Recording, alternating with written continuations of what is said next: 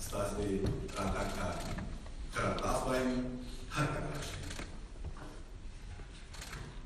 اوز لا محترم خير الله خير باس تهيئ كوجي دا مشكان قرآن دا مبارك آياتون تلاوت سره زمون ننني من دا قرآن أعوذ بالله من الشيطان الرجيم بسم الله الرحمن الرحيم يا أيها الذين آمنوا اتقوا الله ولتنظر نفس ما قدمت لغد واتقوا الله إن الله خبير بما تعملون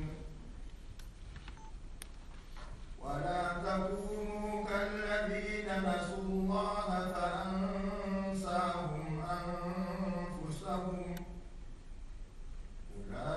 أولئك هم الفاسقون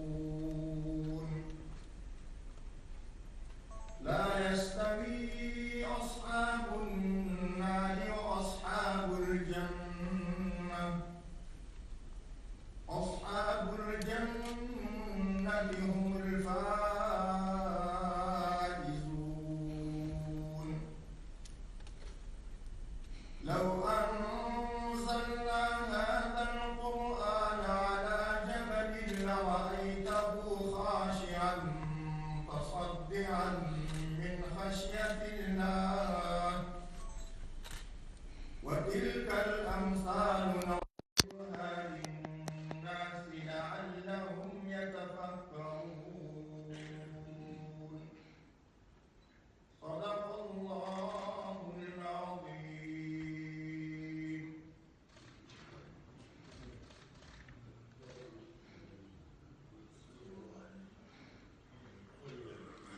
جناب محترم ملا خیر الله خیرخواه اظهار سپاس نموده اوز در افغانستان در پخوانی جمهور رئیس محترم حامد کرزی خیلی کوچی خپل وینا وکړه. بسم الله الرحمن الرحیم. درود ورو پوی دا راو ډېر خوشاله شوم چې تاسو هغه هم ما سره وینم. أعوذ بالله من الشيطان الرجيم بسم الله الرحمن الرحيم الحمد لله والصلاة والسلام على رسول الله وعلى آله وصحبه ومن والاه. رئيس الذي جاء الله محترم جناب محمد کرزی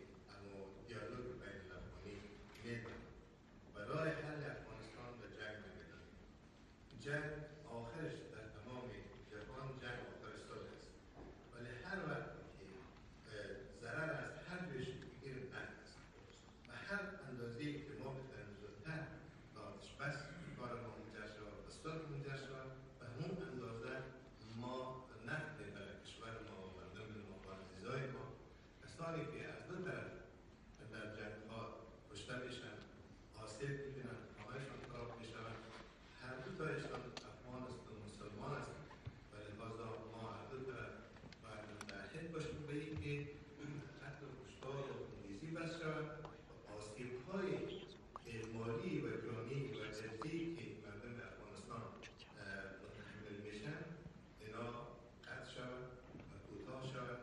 امیدواری ما این هست که کسانی که در نیروهای بین‌المللی در افغانستان مثلا در حکومت افغانستان هم باید به این مسئله متوجه باشند که جنگ راه حل نیست و باید راه مذاکرات و گفتگوها را ما باز کنیم. و بیشتر از این وقت گرفته‌های شما را نمی‌گیرم و السلام علیکم و رحمت الله. جناب محترم پاسنده اوز در طالبان اسلامی تحریک در سیاسی معاون محترم ملا عبدالغنی برادر تحریک روچی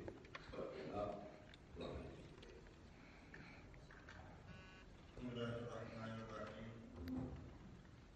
الحمد لله وكفى والصلاة والسلام على رسوله المصطفى. اول خو موږ د دې قربانو ته په دې ځای کې موږ ته ډېره مهرباني او د احترام سره وکړه چې ډېره مننه ډېره قدرداني کوو. ډېر موږ فضل او عبادت کوي نو موږ هم په دې کې احترام وکړو. په دوهم سره چې دا کوم ملګري حاضر ناست دي دا د دې لپاره ناست دي چې موږ په افغانستان کې یو داسې د حلال راوړي چې هغه زموږ د افغانستان ملت د منلو او موږ تاسې هغه کوم پخوانی اسلامي نظام او نور چې داسې لکه د هغه پر هغه باندې موږ خبره وکړو.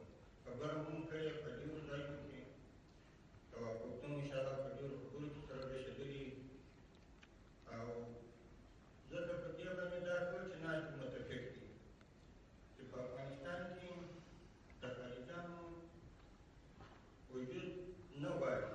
ټوله دا وایي چې د افغانستان څخه دې هغه څوک ووځي چې اقرار یې کړی دي او اشغال کړی دی دا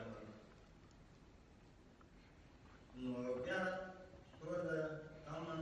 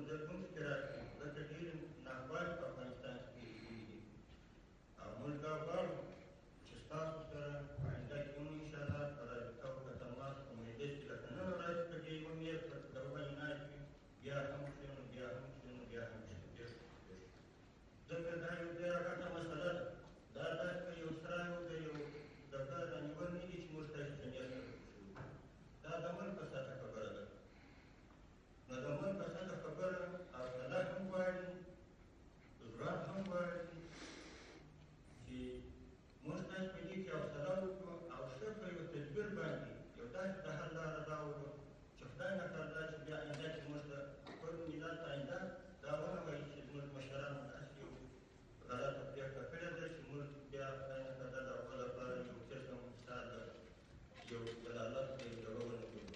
نو احتیاط محتاطیت په داسې کارونو کې ډېره ضرورت ده.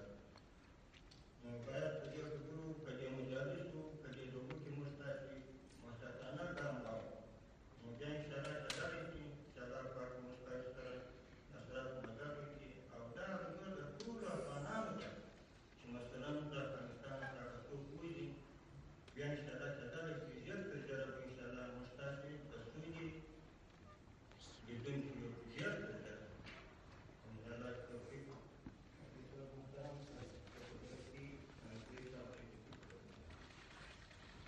بسم الله الرحمن الرحيم. الحمد لله رب العالمين والعاقبة للمتقين والصلاة والسلام على أشرف الأنبياء والمرسلين نبينا محمد وعلى آله وأصحابه أجمعين. فأعوذ بالله من الشيطان الرجيم. بسم الله الرحمن الرحيم. والعصر إن الإنسان لفي خسر إلا الذين آمنوا وعملوا الصالحات وتواصوا بالحق وتواصوا بالصبر. صدق الله العلي العظيم. درنو محترمو د دې کنفرانس ګډونکوونکو زما د خوږ وطن افغانستان د وطن افغانانو خویندو وروڼو سپین ږیرو ځوانانو ټولو ته السلام علیکم ورحمة الله وبرکاته.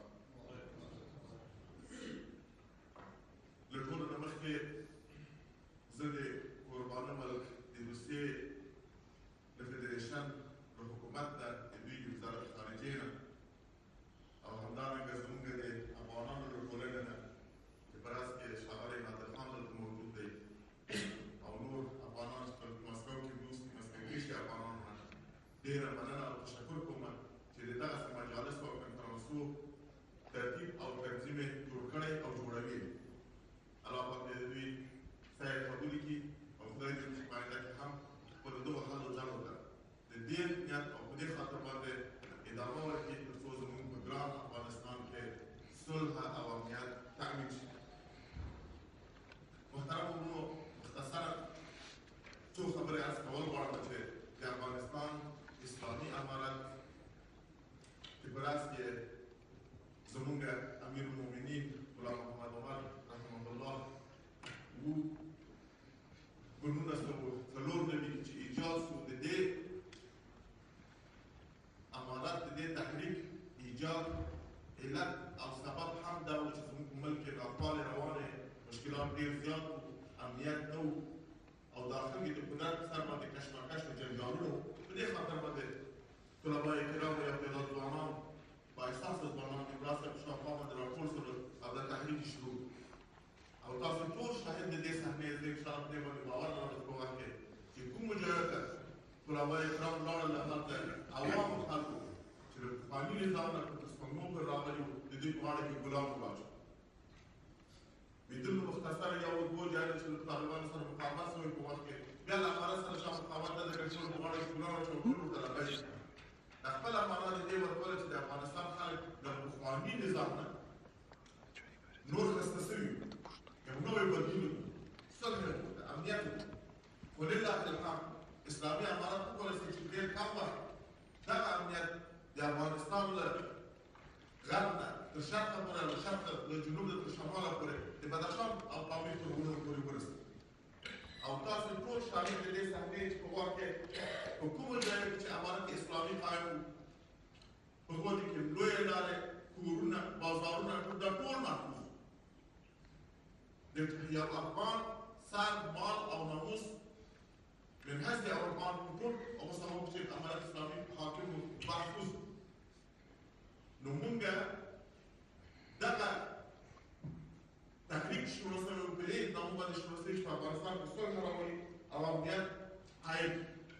هماغه هدف مونږ اوس هم چې باید په افغانستان کې صلح او امنیت راشي. خو منافقان سره داسې ویني چې باید 2001 په افغانستان باندې خارجي قواوو د امریکا په سرګردګۍ باندې حمله وکړه او افغانستان اشغال کړ. له هغه وخته تر اوسه پورې په دې 18 کالو کې تاسو وینئ چې هغه ناخواله بیا په افغانستان کې شروع شوې. نن د افغانستان په قلب په کابل د ارګ په 2 کیلومتره 3 کیلومتره کې خلک کورني د خلکو په کورو باندې ګلورني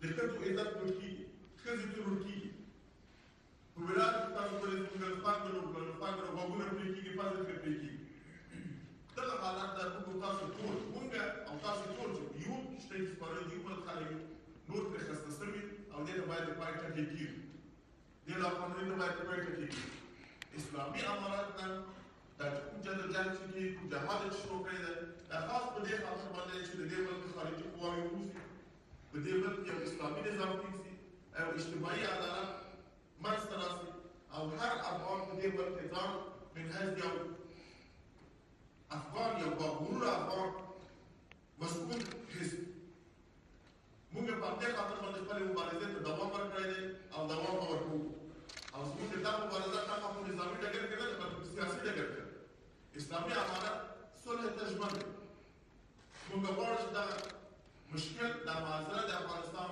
د صلح له لارې او د میز له لارې حل شي دې ته ترجیح ورکړو چې د میز له لارې حل شي په همدې خاطر باندې اسلامي امارت دا وپتېیله چې د دې سیاسي پروسې په لاس کې نور قوت او هغه نور بشي چې یو څه په دې خاطر باندې جناب ملا صاحب لا برادر هم په دې کې چې له سره نور صلاحیت او نور واک هم شته چې تاسو د پروسه په کسر سره مخ ته ورسئ دا نن د دې موجودیت په دې کنفرانس کې د خپل شاهد د دې چې اسلامي امارت کومه اندازه باندې سره تشمن ده باندې خاطر باندې موږ په لسکونو کنفرانسونه په شمول د ماسکو په دوحه کې په فرانسه کې په جاپان کې په دوبۍ کې په ترکیه کې په ټول ملکونو کې دایر کړي هر بل هر ډلې هر ټپلې چې د صلح مبارک یو قدم یې کړی موږ هغه ته رابای کړل زموږ ملګري هم تاسو شوي دي خبرې یې کړي ناست دي په دې امید باندې تاسو خپله د افغانستان په صلح راولي او امنیت پکې راشي او نور خارجي قواوې ووځي موږ یو مستقل او آزاد افغانستان ولرو بیا زموږ په داخلي چارو کې نور ملکونه مداخله وکړي په دې اساس باندې دا زموږ حدیثه کې چې اوس روانې دي او په باندې لګیا دي نو ورونو دغه نننۍ کنفرانس او پرون چې موږ تاسو کومې خبرې درلودې د یوه دوه ورځې ډېرې مثبتې خبرې ډېرې ښې خبرې زه په دې کې یو ځل بیا د خپلو ملګرو ته دا کوم دی کې دې کنفرانس ګډون کوي چې دې ټولو ډاډ ورکړو چې اسلامي امارت په پوره اخلاص او په پوره ډاډ سره د صلح دپاره ژمن دی او موږ غواړو چې په افغانستان کې صلح راشي خو موږ په افغانستان کې معقوله صلح غواړو موږ وایو چې په افغانستان کې یو وارې جنګ بند شي بیا باید اوله په افغانستان کې برخورد ونشي بیا باید یو سینې ته توپکونه وشي خو د دې ټولو مسایلو او دا مشکلاتونه چې په افغانستان کې تاسو بهتر معلومه ده چې د ټولو زېږنده او مور اشغال باید هر صورت کې ختم شي دا زموږ وروڼه چې پرون او بله زموږ تاسو بحث وکړو هېڅوک د افغانستان کې د خارجیانو اشغال نه غواړي زه یو ځل بیا د دې کنفرانس ګډون کولو نه مننه کوم چې ټول په یوه خپلو باندې د اشغال مخالف دي او اشغال نه غواړي خارجي قواوې په افغانستان کې نه غواړي غواړي چې افغانستان مستقل او له خارجي قواوو نه خلاص او یو اسلامي او شرعي نظام پکې قایم شي نو همدارنګه موږ غواړو چې په افغانستان کې اجتماعي عدالت تامین شي د ښځو حقوق برابر شي د ښځو حقوق د اسلامي امارت د اسلام د مقدس دین د قوانینو او چوکاټ په مکمل ژمن دی او اسلام هغه مکمل قانون دی چې وزرای قانون دی چې ښځې ته او پروپاګاندا باعزته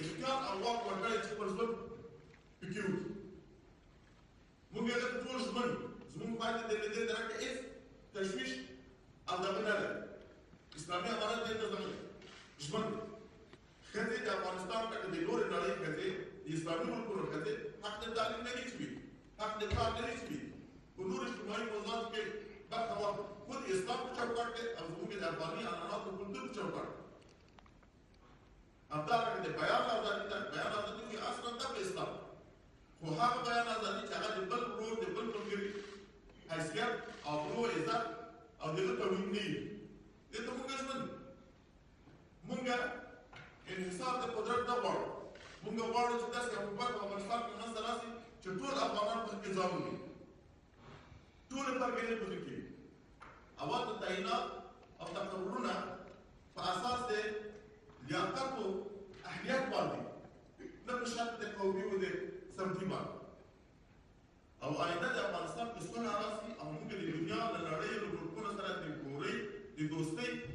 اړیکې ولرو او د افغانستان بیا رغونه او بیا جوړونه کې سره لاسونه سره ورکړو. مخدره مواد یو لوی مشکل دی نن زموږ په افغانستان کې او زموږ په میلیونونو انسانان زیاتره د 4 میلیونه انسانان نن راوتلي په افغانستان کې په محتاط دي په دې ډول باندې په مخدره مواد. دا باید د دې مخه ورشي. دا یو مشکل دی زموږ لپاره. موږ تاسو ټول بیا درې په 2009 کې موږ دا شاید د کښت تاریخ او قاچاق د ایرونو څخه ترسره ان شاء الله دې موږ ژمنو چې باید بیا هم داسې وشي. دا یو هغه لعنت دی چې موږ خلکو ته او زموږ همسایګانو ته ټوله نړۍ کې یو مشکل جوړ کړ. دا باید ختم شي. موږ دې ته ژمنو. خو په تاسو باندې نن تاسو وینئ چې دنیا هغه اکثره تولیدات چې دي نن زموږ بل دي. د دې ختم موږ غواړو. او د افغانستان د ټولو پرګلو په شمول دی هغه یو اقلیتونه مذهبونه لکه هندوان او سیکان چې دي دا ټول د افغانستان اتباع دي او موږ باید د دوی حقوق باید د افغانستان د اساسي قانون او د اسلام په چوکاټ کې باید تامین شي. ټول افغانان که هغه شرق د افغانستان کې دي که په جنوب کې دي که په شمال کې دي سره وروڼه دي. لکه وروڼو باید سره ژوند وي. نور د تعصبات مذهبي تعصبات قومي تعصبات لساني تعصبات سمتي تعصبات باید ختم شي. یو شی موږ پېژنو چې هغه اسلام د اسلام په کلمې باندې سره باید راټول شي. نور مسایل پکې نه وي. او د خپل ځورېدلې ملک چې څلوېښت کاله په باندې جنګونو او په لکونو په میلیونونو کونډې یتیمان او ناخوالې لرو دا باید نور د دوی په زخمونو باندې د ملهم کېدو په ډېر کې کېدو. نور د دې یتیمانو دې کونډو ته رسېدګي وکړو. نور د دې زیاتره ونه ځورو. په افغانستان کې داسې کور نشته پرون هم بعض ملګرو زموږ څوک یې اشاره وکړه چې هغه به شهید نه وي ورکړی. د هغو د کورنۍ د یو څوک په جنګونو کې نه وي رسېدلي. بس دی دا باید ختم شي. د دغه هدف دپاره نن د افغانستان اسلامي عمل تاسو وینئ چې نن یو غټ وخت دی. تقریبا 15 کسان د عبدالله صاحب برادر په مشرۍ باندې دلته نن ستاسو حضور ته ناست دي. دا خاص په همدې خاطر راغلي دي چې موږ یو لاره د حل د افغانستان موضوع ته ولرو. او تاسو په مجالسو کې هم زموږ صداقت لیدلي چې موږ ته کومې اندازې ورته ژمنې او کومې اندازې ته کولی شو. نو موږ مکمل شولې دا ژمنې الله پاک زموږ په ملک کې صلح راولي. الله پاک د یو اسلامي او شرعي نظام په قایم کړي او خدای دې داسې وخت راولي چې بیا افغانان لکه وروڼه لکه پای کې یو د بل په څنګ کې سره ژوند وي او خپل وطن سره جوړ. خو دا ټول په صورت کې کېدلی شي چې د افغانستان کې اشغال ختم او اشغال وروڼو طرحه زموږ د اسلامي امارت وظیفه هم نه ده چې موږ یې ختم. موږ ورسره لګیا یو. موږ ورسره مصروف یو. زموږ له تاسو وروڼو نه له تاسو خواهش نه هم دا خواهش دی چې تاسو هم خپل غږ پورته کړئ د اشغال مقابله. په یو اواز باندې د اشغال د خاتمې غږ وکړئ چې نور بس دا ډنډې بمبارۍ پرېږدئ. دا ملکي تلفات پرېږدئ. نور افغانان په وینو په دغه باندې پرېږدئ. د شپې چاپې پرېږدئ. د خلکو په کورو غو ننوځي. د یو افغان په کور د یو باعفته افغان په کور باندې د شپې قواوې ورننوځي. ټول بچیان خلک یې وځي. څو یې په مرمیو کې څو نورې بندیخانې کلونه سفر کړي. دا شی باید ختم شي. او دا په صورت کې کېدلی شي چې موږ تاسو ټول سره یو وخت موږ ورسره مبارزه شروع کړې. تاسو نه هم دا خواهش کوو چې په یو وخت باندې دې شیانو ته نور دفاع کېدی او زمینه د دې مسایلو کې چې امریکایان له افغانستان ووځي او انشاءالله زموږ مذاکرات هم کامیابه دي. په صورت سره تللي دي. د امریکا سره هم مذاکرات موږ کړي دي. هغوی هم کې نتیجې لرلې په مثبته لار باندې روان دي. انشاءالله موږ امید دې کوو چې په آینده کې دې آینده کې به یو نتیجې سره ورسېږو چې زمینه د دې مسایلو شي چې له افغانستانه خارجي قواوې ووځي او افغانستان خپل اختیار او خپل واک ته پرېښودل شي. نور افغانانو سره موږ مشکل نه لرو. زموږ جنګي اعلان چې دا خاص د خارجي قواو سره ده. افغانان زموږ وروڼه دي. اکثر وخت دا خدشه کېږي چې بیا به د نوې کلیزې موضوع تکرار شي. داسې به نشي کېدلی. مګر نوې کلیزې په لسګونو تنظیمونو دا کار شروع کړه. الحمدلله اوس ټول یو حکومت دی. که امیرالمؤمنین امر وکړي چې فایر به نه کېږي په هغه ورځ به یو مرمۍ هم نه فایر کېږي انشاءالله. زموږ غېږ ټول افغانانو ته خلاصه ده. ټول زموږ وروڼه دي. ټول زموږ خویندې دي. او موږ غواړو چې داسې یو نظام یو داسې حکومت په افغانستان کې وي چې ټول افغانان پکې ځان وګوري او هر افغان مساوي حق ولري. هغه نه وي چې ښځې خپل آینده په دې کې لري. نو زه یم یو ځل بیا د ملګرو په دغه باندې چې دا کنفرانس دی صلح په ارتباط باندې کنفرانس ده زه تاسو ټولو ته ډاډ درکوم او دلته میډیا ولاړه دې میډیا له لارې ټولې دنیا ته بالخصوص د افغانستان خلکو ته خپلو همسایګانو ته ډاډ ورکوم چې اسلامي امانت غواړي چې په افغانستان کې اشغال ختم شي، اسلامي او شرعي نظام کې قایم شي. داسې افغانستان وي چې هلته د ښځو حقوق، د نارینهو حقوق، د اطفالو، د ماشومانو، د سپین ږیرو ټول تأمین وي. افغانستان کې جنګ نه وي. افغانستان له مخدره موادو نه پاک وي. افغانستان داسې افغانستان چې له افغانستان نورو زموږ ګاونډیانو ته او نورو ملکونو ته مشکل پیدا نه شي او موږ د نورو ملکونو سره دوستانه روابط ولرو او خپل اقتصاد ته وده ورکړو او د افغانستان په بیا رغونې لاسونه سره ورکړو او افغانستان بېرته سره روابط سره جوړ کړو. نو په اخر کې زه یو ځل بیا د کنفرانس له ګډون کوونکو نه دا خویندې وروڼه چې دلته له ډېرو لرې ځایه نه راغلي دي او د پښتنو یو څه له ټولو نه مننه کوم چې دوی په ډېر شوق او اشتیاق سره دې کنفرانس ته راغلي او دلته خپل نظریات اظهار کړي. زه امید لرم چې دا کنفرانسونه ادامه پیدا کړي او آینده کنفرانسونه په نورو ځایو کې چې بیا د تصمیم کې نیول کېږي په نورو وختو کې دایر شي او مثبت نتیجې ولرو. دغه کنفرانس هم چې موږ تاسو درلود الحمدلله ټول نتیجې یې ښې وې. په ډېرو مسایلو باندې موږ تاسو ته وخت نظر درلود.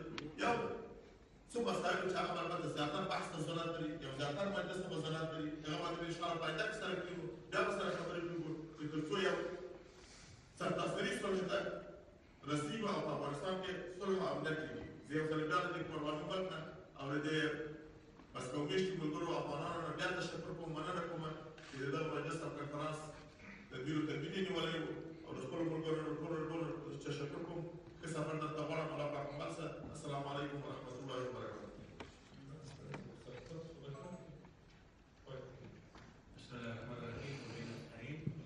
اگر یکی هستیم و خواهیم واحد است اکتفا میکنیم به صحبت‌های جناب استاد آقای محقق و وگرنه هم در شرایط امروز و هم در مورد شرایط دیروز و هم در حقانیت خودمون هم در مورد حقانیت حکومت مجاهدین حرفایی داشتیم میگفتیم. ولی آیا شما که مسئولان جناب استاد جناب رئیس که محمود استاد که صحبت واحد کنیم لا محترم استاد کتاب څخه لا محترم استاد څخه ډېره مننه. بسم الله الرحمن الرحیم. په مسکو کې د سولې د بین الافغاني ناستې ګډه اعلامیه. موږ په مسکو کې د روان میلادي کال د مۍ د میاشتې په 28مه او 29مه د بین الافغاني ناستې ګډون کوونکو د روسیې د فدراسیون د مېلمهپالنې څخه په مننې سره د تېرو ناستو ادامه د سولې په اړه په مهمو موضوعاتو ژور بحثونه وکړل. په دې خبرو کې د ناستې ټولو ګډون کوونکو تلپاتې سراسري سولې ته د رسېدو لپاره په مشترکې ارادې تاکید درلود. د افغانستان د خلکو د سرنوشت د سولې او ثبات راتلونکي او حقوقو ته د رسېدو په اړه بحثونه وشول. دواړو لورو پر اوربند د ملي خلکو د ژوندانه پر حفاظت، د ملکي خلکو د ژوندانه پر حفاظت، د بندیانو اړوند مسایلو له افغانستان څخه د بهرنیو ځواکونو پر وتلو، د بهرنیو لاسوهنو پر بندولو، د اسلامي نظام په ټینګښت، ملي حاکمیت، ځمکنۍ بشپړتیا، د ملي وحدت پر تحکیم، د ښځو حقوقو او نورو مسایلو ګټور او جوړونکي بحثونه وکړل. دغه بحثونه د همکارۍ په روحیې او بشپړه دوستانه فضا کې ترسره شول. دواړو لوریو په مهمو برخو کې د پام وړ پرمختګ وکړ. په دې دلیل چې ځینې مسایل د لا زیاتو بحثونو ایجاب کوي، توافق وشو چې د دا ډول ناستو لړۍ ادامه پیدا کړي او یاد مسایل د روان میلادي کال د فبروري میاشتې د 5مې او 6مې نیټو د توافقاتو پر اساس په راتلونکي کې تر بحث لاندې ونیول شي. ومن الناحية التوحيد. بسم الله الرحمن الرحيم. اعلامیه مشترک کنفرانس بین الافغانی در مسکو. ما شرکت کنندگان کنفرانس بین الافغانی در مسکو با تاریخ‌های 28 و 29 ماه می میلادی سال جاری با قدردانی از مهمان نوازی کشور فدراسیون روسیه و با ادامه صحبت‌های قبلی که میان طرف‌ها صورت گرفت روی مسائل مورد علاقه و گفتگو پرداختیم. هیئت‌ها در این گفتگوها با اراده مشترک مبنی بر رسیدن به صلح پایدار و فراگیر در افغانستان تاکید داشتند. موارد مهم مربوط به سرنوشت مردم افغانستان، آینده صلح و ثبات و راه‌های رسیدن به امنیت در کشور مورد بحث قرار گرفت. طرفین بر ادامه مذاکرات بین الافغانی، برقراری آتش‌بس، حفاظت از زندگی افراد ملکی، مسائل مربوط به رهایی زندانیان، خروج نیروهای خارجی از افغانستان، قطع مداخلات خارجی، تحکیم نظام اسلامی، حفظ تمامیت ارضی، وحدت ملی کشور و رعایت حقوق زن و مسائل دیگر و گفتگوهای مؤثر و سازنده پرداختند. این مذاکرات در فضای صمیمانه مبتنی بر روحیه همکاری صورت گرفت. طرفین در بخش‌های به توافق و پیشرفت‌های خوبی دست یافتند. به دلیل اینکه برخی از مسائل ایجاد مباحث بیشتر را می‌نمایند، توافق عمل آمد تا روی این مسائل با تاکید بر توافقات 5 و 6 فوریه سال جاری میلادی در آینده با گفتگوهایشان ادامه بدهند و من الله توفیق. ډېرو درنو دوستانو، اوس د محترم هیله کوو چې